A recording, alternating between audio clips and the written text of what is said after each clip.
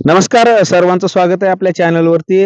मंडळी, आपण आज जसं की सर्वांना माहित आहे, आपण जे काही आपल्या चॅनलच्या माध्यमातून राजम्याचे सर्व व्हिडिओ जे आहेत ते आपल्यापर्यंत पोहोचवण्याचा प्रयत्न करतो आणि राजम्याचं जे काही यशस्वी उत्पादन कशा पद्धतीने काढायचं या अनुषंगानं आपल्या चॅनलच्या मार्फत मी प्रयत्न करत असतो. असाच एक विषय घेऊन आपण थेट शेतामध्ये आलेलो आहोत. या ठिकाणी आपण जे आहे आपल्यासोबत शेतकरी देखील आहेत. त्यांनी राजम्याचं उत्पादन पेरणी केलेली आहे. सरासरी साधारण जर पाहिलं आपण तर सरांचा जो काही राजमा आहे तो फुलाच्या अवस्थेमध्ये येतोय. म्हणजेच सध्या जे आहे कळी अवस्था याची चालू आहे. तर त्या अनुषंगानंच आपला जो आजचा विषय आहे की सर्व शेतकरी बांधवामध्ये जे काही कन्फ्युजन आहे की या सीझनला त्यामध्ये जे काही पेरणी जास्त झालेली आहे. त्यामुळं जे काही सगळी दुविधा मनस्थिती की हे पीक कशा पद्धतीनं आहे, उत्पादन असेल किंवा इतर गोष्टीमध्ये कशा पद्धतीनं परवडेबल आहे की नाही आणि शेतकऱ्यांना 2 पैसे मिळवून देणारं हे पीक आहे का नाही, या अनुषंगानंच आपण आज शेतामध्ये येऊन जे काही आपले राजमा उत्पादक शेतकरी आहेत, यांचं मनोगत या ठिकाणी घेणार आहोत आणि त्यानुसार 100% आपल्याला हे उत्पादन घ्यायचं का नाही आणि शेतकऱ्यासाठी कसं 2 पैसे देऊ शकतं, हे आपण स्वतः शेतकऱ्याच्या तोंडूनच या ठिकाणी ऐकणार आहोत. तर सर नमस्कार. नमस्कार. स्वागत आहे तुमचं सर. नाव वगैरे सांगा आपलं. मी मुकदम सर, इसुबडगाव माध्यमिक व उच्च माध्यमिक विद्यालय इसुबडगाव या ठिकाणी कार्यरत आहे. पण आपला जन्म शेतकऱ्याच्या पोटी झालेला असल्यामुळं पूर्वीपासूनच शेतीची आवड आहे आणि फावल्या वेळामध्ये शेतीमध्ये येऊन नवीन तंत्रज्ञानाचा शोध घेणे आणि नवीन पारंपरिक पिकाला नवीन काही पिकांचं उत्पादन घेता येईल का हे सल्ला घेणे, प्रयोगशीलता हा महत्त्वाचा मुद्दा आम्ही जोपासतो. सदरील दुकानदार म्हणा किंवा आम्हाला मार्गदर्शन करणारे आमचेच विद्यार्थी त्यांनी गेल्या 3 वर्षापासून राजमा उत्पादन पिकासाठी आम्हाला मार्गदर्शन केलेले आणि सर्व शेतकऱ्यांना सांगू इच्छितो की पारंपरिक जे पिकं आहेत त्या पिकाला पर्याय म्हणून राजमा हे उत्पादन चांगलं देणारं पीक आहे. तरी सर्व शेतकऱ्यांनी निसर्गाचा थोडासा विचार करून राजमा उत्पादन घ्यायला काही हरकत नाही. निश्चितच सर्व मंडळींना मी आणखी एक सांगू शकतो. आमचे गुरुवर्य आहेत, माझे गुरु आहेत. माध्यमिक ज्या ठिकाणी माझं शिक्षण 10वी पर्यंत झालं, त्यानंतर मी ॲग्रीला ॲडमिशन घेतलं. तिथपर्यंत मला माझे गुरु राहिलेले आहेत आणि आता देखील सध्या आहेत. पण जे काही सरांनी सांगितलं आता की शेतीचा एक त्यांना असं चिकित्सक बुद्धीच्या माध्यमातून असा एक नवनवीन उपक्रम किंवा नवीन पिकं घेण्याचा त्यांचा खूप दिवसापासूनचा नाद आहे आणि त्याच अनुषंगानं मी 3 वर्षापूर्वी सरांना एक सजेस्ट केलं होतं की सर अशा पद्धतीचं एक पीक आलेलं आहे आणि सरांनी एकही 2ही मिनिटं न वेळ लावता सरांनी मला डायरेक्ट म्हणले की बाबा दे मला बियाणं, काय नाही तू म्हणत असतील तर त्या अनुषंगानं आपण लगेच पेरणी करू. आणि आज सलग माझ्या माहितीनं 3 वर्ष झालेत सर यशस्वी उत्पादन या ठिकाणी घेतात. बरं सर, तुम्हाला जे आहे की हरभरा आता तुम्ही दरवर्षी काय घेत होता आपण हे राजम्याचं घ्यायच्या अगोदर? घेवडा किंवा राजमा हे पीक नसताना मी हरभरा घ्यायचो. बरोबर. म्हणजे सोयाबीनचं उत्पादन एक घ्यायचं आणि लगेच सोयाबीनचं उत्पादन तर परवडेबल नाहीच, परंतु पर्यायी त्याला दुसरं पीक नाही खरीप पेरणीच्या वेळेस, म्हणून सोयाबीन घ्यावं लागतं.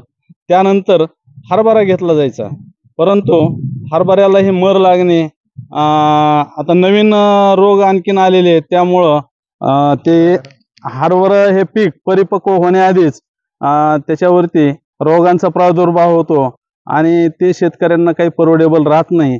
पण सध्याच्या काळामध्ये राजमा हे एक पीक असं आहे की शेतकऱ्यांना कमी कालावधीमध्ये जास्त उत्पादन देणारं पीक आहे आणि त्यासाठी थोडंसं आपल्याला आपल्याच विद्यार्थ्यांचं मार्गदर्शन घ्यावं लागतं. ही विशेष आहे, परंतु काळानुरूप बदलावं लागतं आणि बदलल्याशिवाय शेतकऱ्यांना हे पीक परवडणार नाही किंवा शेती परवडणार नाही असं मला वाटतं. निश्चितच. बरं सर, जी काही आता आपण आतापर्यंत हरभऱ्याचं उत्पादन घेत होतो, हरभऱ्याला लागणारा खर्च, मेहनत आणि ह्याच्यामध्ये तुम्हाला काय बदल वाटला? नाही, खूप फरक आहे. हरभऱ्यासाठी हरभरा आपण सगळे जर शेतकरीने पाहिलं, हरभऱ्यामध्ये मरीचं खूप प्रमाण आहे. हरभऱ्याला मर लागणे, घाटाळी पडणे बरोबर. आणि त्याच्यामध्ये काही हरभरा पिकामध्ये जर का शेतीमध्ये खत जर जास्त झालं तर ते माजूनही जातं असं म्हणतात. बरोबर. त्याला घाटे लागत नाहीत आणि मग नुसतेच झाडांची वाढ होते आणि शेतकऱ्यांना तोटा होतो. बाबरणे हाही प्रकार आहे जास्त पाणी झालं तर. बरोबर. परंतु राजमा हे एक असं पीक आहे की एकदम कमी कालावधीमध्ये दिवस मोजून आपण हे पीक घेऊ शकतो. कमी पाणी कमी खर्चामध्ये शेतकऱ्यांना परवडेल असं राजमा हे पीक आहे. त्याच्या व्हरायटीज वेगवेगळ्या आहेत. तुमच्या सल्ल्यानं मग वरुण असेल, डायमंड असेल किंवा वाघ्या असेल, या पिकांच्या संदर्भात यांच्याकडून मार्गदर्शन घेऊन आम्ही गेले 3 वर्षापासून राजमा हे पीक घेतो. एवढंच नाही तर गेल्या वर्षी यांच्याच सल्ल्याने ऊसामध्ये आंतरपीक घेतलं होतं. तर जवळपास एका एकरमध्ये 70 ते 75 हजार रुपयाचा घेवडा झालता, राजमा झालता आपल्याला आणि ऊसही आला. विशेषतः या पिकाचं असं आहे की या म्हणजे वेलवर्गीय असल्यामुळं याच्या मुळाशी नायट्रोजनयुक्त खत तयार होतं आणि त्यामुळं बेवड सुद्धा चांगला राहतो असं म्हणतात. निश्चितच सरांनी सगळ्यात महत्वाची माहिती दिली की आपले जे काही शेतकरी आहेत इथून पुढे घेणारं नेक्स्ट राजमा निघाल्यानंतर जे काही आपण पीक घेणार आहेत या पिकासाठी देखील हे उपयुक्त असं पीक आहे अशा संदर्भातला सरांचा अनुभव आहे. सरांना 3 वर्षापूर्वी आपण दिलेलं होतं, पण सरांना फक्त 1 वर्ष मी दिलं, सर सलग 2 वर्ष झालं स्वतःहून घेऊन जातात आणि सध्या आपण पाहू शकतात की सरांनी जे आहे संपूर्ण क्षेत्राला आणखी तर काही पाणी दिलेलं नाही. पाणी नाही. जमीन जी आहे मंडळी, जमीन पाहू शकता बहारी मध्यम ते बहारी स्वरूपाची जमीन आहे आणि मजूर जर पाहिले तर सरांना आता सध्या खुरपायला चालू आहे. एक कोळपणी, एक खुरपणी केलेली आणि आता एक फवारणी केलेली, ती तुमच्या सल्ल्यानं केलेली. अगदी कमी खर्चामधली फवारणी आहे, कारण बुरशीनाशक जास्त याला वापरावं लागतं आणि ते कमी खर्चात होतं. मंडळी निश्चितच आपण जसं सांगतो की हे जे आहे थोडस सोयाबीन पेक्षा सेन्सिटिव्ह पीक आहे, त्यामुळं थोडस जे काही सकिंग पेस्ट घोंगण असेल किंवा इतर जे काही रस शोषक किडींचा यावर प्रादुर्भाव जास्त होतो आणि त्या अनुषंगानं सरांना सुरुवातीला जे आहे ते काटेकोरपणे मी स्वतः असेल किंवा सरांचं फॉलोअप या पद्धतीनं आम्ही 1 वर्षभर जास्त लक्ष दिलं. पण माझ्या माहितीनं मागील 2 वर्षापासून सरांनी स्वतःच नियोजन केलं. सर माझ्याकडे येत होते दुकानात, फवारावं लागतंय. म्हणजे ह्या 2 वर्षातला सरांचा जो काही अनुभव आहे किंवा सरांना पहिल्याच वर्षी त्या ठिकाणी त्याचं जे काही सिच्युएशन असेल त्या कंडिशन नुसार सरांना सर्व माहिती लक्षात आल्यानंतर सरांनी दुसऱ्या गोष्टी नंतर जे आहे त्यांनी स्वतःच नियोजन केलं. सरासरी सर फवारण्या किती लागतात तुमच्या माहितीनं? माझ्या माहितीनं 2 फवारण्या कापी आहेत. बरोबर. एक फुटवा होण्यासाठी, हा. बुरशीनाशक त्याचबरोबर मारणे आणि नंतर फलधारणा झाल्यानंतरची एक फवारणी. अशा 2 फवारणीमध्ये पूर्ण काम भागतं. निसर्गानं साथ दिली तर एकाही फवारणीमध्ये आपल्याला राजमा मिळू शकतो. निश्चितच 100% सरांनी सांगितलं त्या पद्धतीनं मंडळी. कमी खर्चामध्ये जर सरांचं म्हणणं आहे की जर वातावरण व्यवस्थित असेल तर 2 फवारणीमध्ये पण त्या ठिकाणी आपण राजमाचं यशस्वी उत्पादन घेऊ शकता, हा सरांचा अनुभव आहे. या ठिकाणी दुसरे देखील शेतकरी आहेत. स्वागत आहे तुमचं, नाव सांगा. गुरलिंग मुकदम. बर, तुमचा अनुभव कसा आहे राजम्याबद्दलचा? राजम्याबद्दलचा ऊसामध्ये हरभऱ्यानं आग पडत होती. बर. आणि ह्या राजम्यामुळे फायदा लय झाला. ओके. आग पडत नाही, काय नाही. ह्याच्यामुळे 2 फायदे. ह्याला फवारण्यात येतंय राजमाला आणि ऊसाला सुद्धा तेज राहते याच्यामुळे. 100%.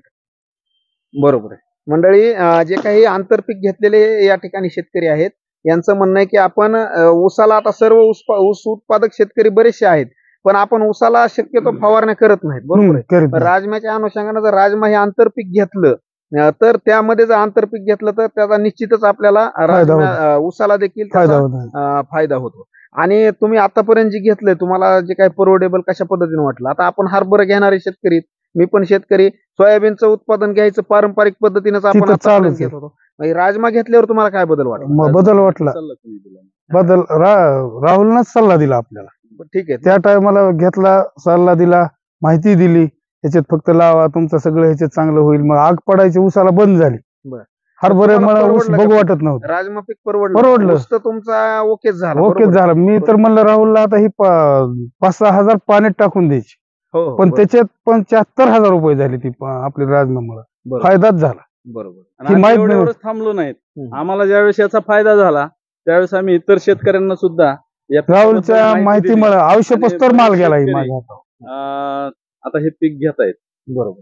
बरं सर, आता एक विचारतो, जे काय आपले सगळे चॅनलच्या माध्यमातून व्हिडिओ बघतायत त्या शेतकऱ्यांना आपण काय सांगताल की काय झालंय आता या वर्षी जास्त पेर झाली, वेगवेगळ्या सगळ्या वावड्या उठल्यात, काही पण अफवा आहेत, पण एक प्रामाणिकपणे तुम्ही उत्पादन 2-3 वर्ष घेतले, कमीत कमी बी रेट लागला, तर हे उत्पादन राजम्याचं परवडेबल आहे का शेतकऱ्याला? असं कोण हरभऱ्यापेक्षा म्हटलं की उत्पादन आपल्याकडे पेरा जास्त झाला आणि उत्पादन जास्त झाल्यामुळं भाव पडतील. जागतिक लेवलवरती याचं मार्केट असल्यामुळं. आणि दुसरा मुद्दा विशेषतः संरक्षण विभागामध्ये उत्तर भारतामध्ये या उत्पादनाला किंवा या राजम्याला जास्त मागणी आहे.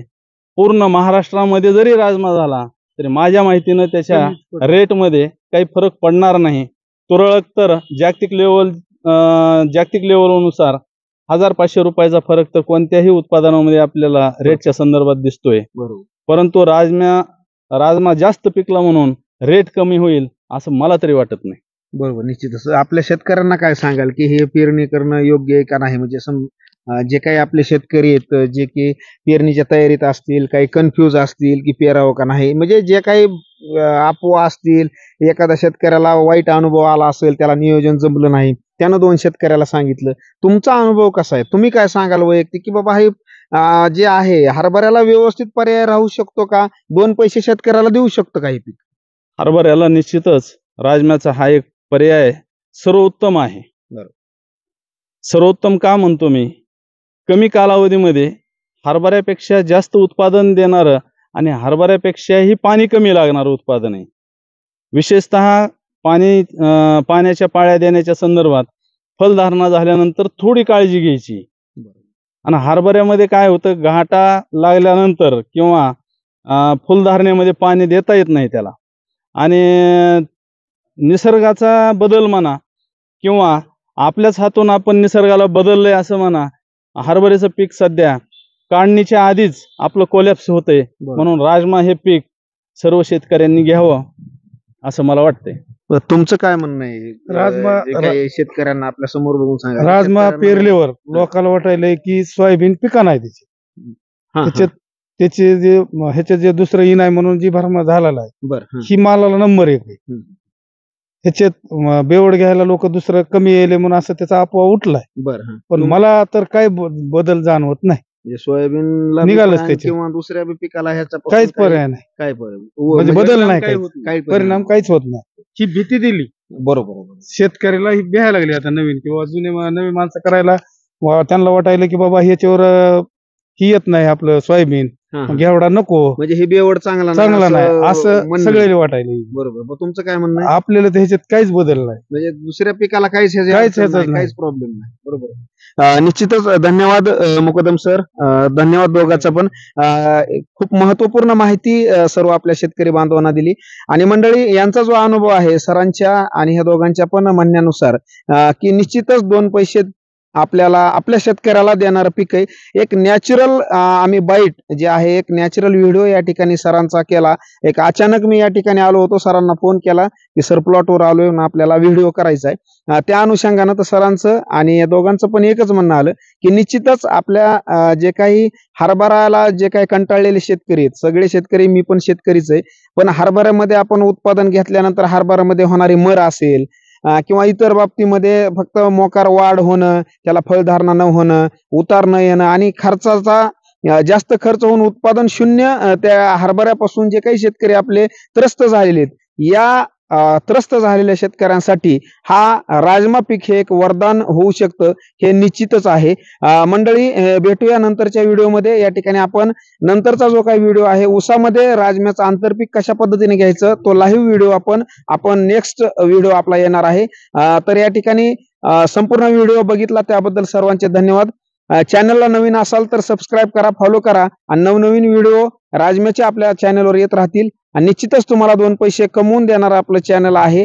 आणि या अनुषंगानेच तुम्हाला एक सांगतो की निश्चित अचूक माहिती देण्याचा प्रयत्न आपण चॅनलच्या माध्यमातून करणार आहोत. सर्वांचं धन्यवाद. भेटूया नेक्स्टच्या व्हिडिओमध्ये. धन्यवाद.